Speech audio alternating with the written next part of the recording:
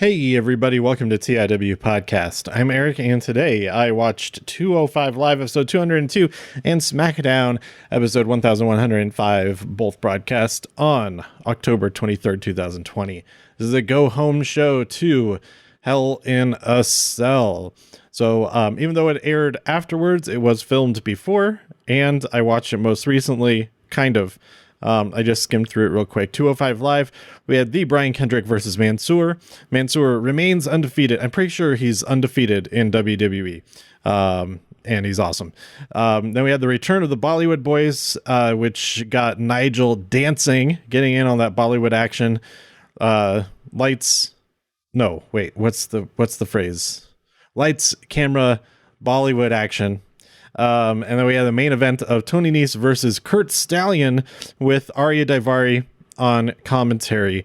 And Kurt Stallion got in some really good offense. He hit a moonsault to the outside and everything. I was not expecting that at all. There's probably even more stuff. I just skipped to the end of it. But anyway, he headbutted Arya Daivari before going in for the kill to get the win. But Tony Nese hit him with the running knee as he gets back into the ring and got the victory there. So, yeah, I am so glad that Nigel is back and Vic. Both of them are back on 205 Live. They're so much fun to listen to and to watch when they have moments on camera like dancing with the Bollywood Boys. I made a gif of it. I'm really happy about that, and now I get to watch Hell in a Cell in just a couple of hours. But let's get to SmackDown. Let's see. Talking Smack was very good.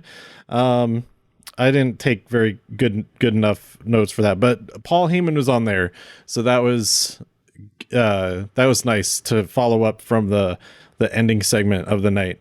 But Kevin has a brand new episode of Kevin Owens' show with guest Daniel Bryan, and Daniel proposes they become a tag team and go after the tag team championships. But then Robert Roode and Dolph Ziggler come out. They said, no, we deserve that. And then Street Profits come out and say, no, that you're not going to do that or something. And then Shinsuke and Cesaro come out. They say, let's fight. And then they had an 8-man tag team match. The match was very good.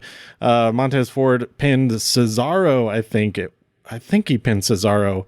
And then backstage, Daniel Bryan in Celebration says to the others, fist me, boys.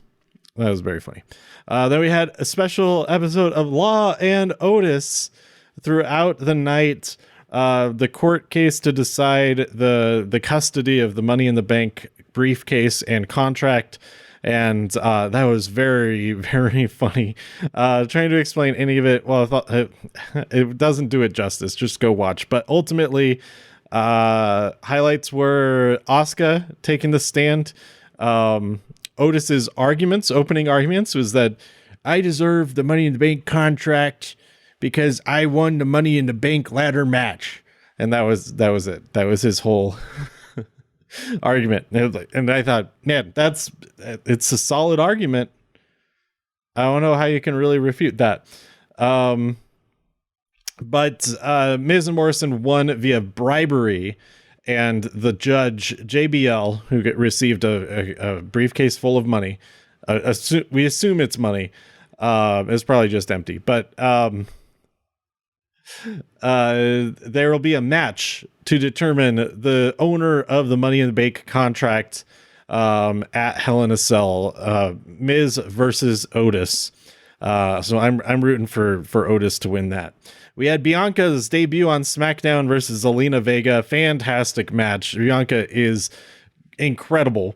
She just lifts Zelina right up like I don't even know what analogy to make.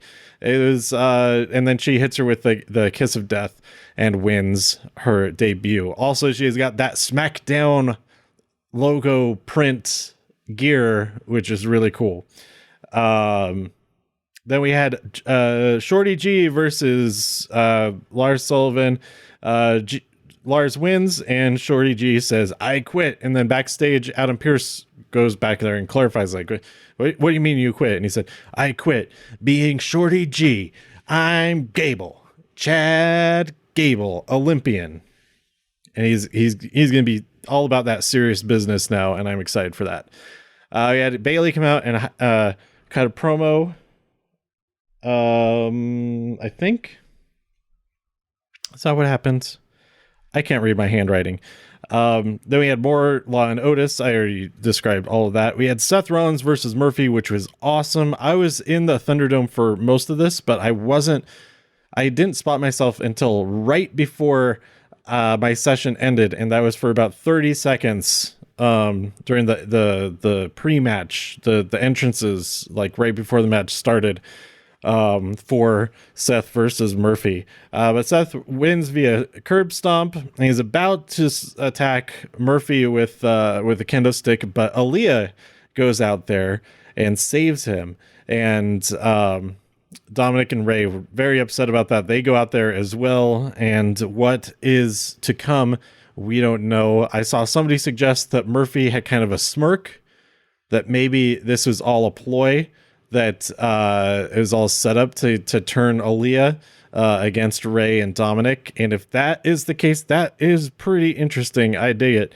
But whatever is happening, I'm pretty interested in what's going to happen next. Roman Reigns comes out, cuts a promo, and reveals the stakes for the first ever I Quit Hell in a Cell match. If Roman loses, he loses the Universal title, and he's no longer the head of the family, and he loses all of his identity, which is bad enough as it is. I guess so. They're not quitting the WWE, but they are quitting the match. Whereas if Jay quits, well, before he's able to say that, Uso appears on screen in a mask at the table that Roman was at earlier, saying some stuff, and he says, well, you got to ask my brother, Jay. He pulls down the mask. It's Jimmy, which we wouldn't know unless he had told us. So it was good that he told us, because they look so similar. It's hard to tell them apart if you don't see them at the same time. And with a mask on especially, it even fooled Roman. He's right behind you, and so Jay attacks. They brawl a bit.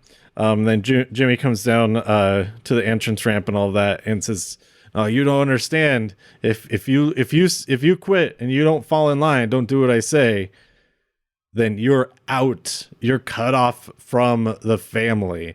So that's pretty intense. Pretty intense. So they could lose. Oh, and not just Jay, but Jimmy, because he got involved with all this. His familial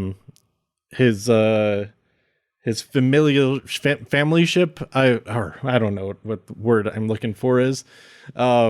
His place in the family is also on the line. So yeah, the stakes are pretty high. The cage comes down, and Jay climbs up the side of the cage. We have this closing image of Roman looking up at his cousin, who is ready for anything. They've both had epic cage matches before, epic Hell in a Cell matches. Jimmy and Jay were just in the one, but they've also been in Elimination Chamber, and so this match is going to be so good. I'm super excited for it. So, as far as Hell in a Cell predictions, we have Otis versus Miz. I think Otis will win. I hope Otis wins, and that he uses the contract to cash in, to move over to Raw. That's like a loophole that I could get from having been separated from everybody. I think that would work really well. We have the other non-cell match. What was the other non-cell match? Elias versus Jeff Hardy. I guess Jeff Hardy wins. I don't know. Maybe that'll be on the kickoff. If so, then I can let my barber know, because she is a big Jeff Hardy fan, that she could just watch that for free. Then we have the 3 Hell in a Cell matches. We might get some. I hope we get like a tag team match or two, a tag team title match or two added on here. Maybe an Intercontinental Championship match. Maybe a United States Championship match. Get some Hurt Business and Retribution action. Maybe we've got to have an appearance by The Fiend and Alexa Bliss. It's Hell in a Cell. It's spooky. It's altogether kooky. But yeah, the 3 Hell in a Cell matches, I think the championships will change hands in all of them except, okay, so I think Sasha Banks will defeat Bayley, which will be awesome because Sasha will become a Grand Slam champion. We will get new WWE champion Randy Orton or Otis if he cashes in. If he cashes it in before The Miz can face him for the contract, then that's how he could avoid losing it as well. Even if he cashes in unsuccessfully, at least that prevents The Miz from having it. Maybe. And then we have the Jay versus Roman. I think Roman wins, and then we'll see where things go from there. If Jay is willing to go along with this whole shtick, this tribal chief shtick, but we'll see.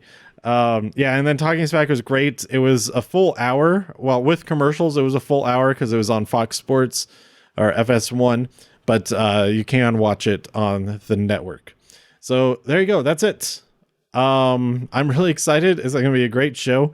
I'm going to be just playing Supercard the entire time, and maybe streaming during it, maybe not, maybe just streaming right until the kickoff starts, and then I just relax and not worry about anything. I can make dinner and stuff into that. Anyway, so let me know what you thought about this week's SmackDown and 205 Live. But also I was Clash of Champions Virtual Me was also in the audience for 205 Live this week because I was in there.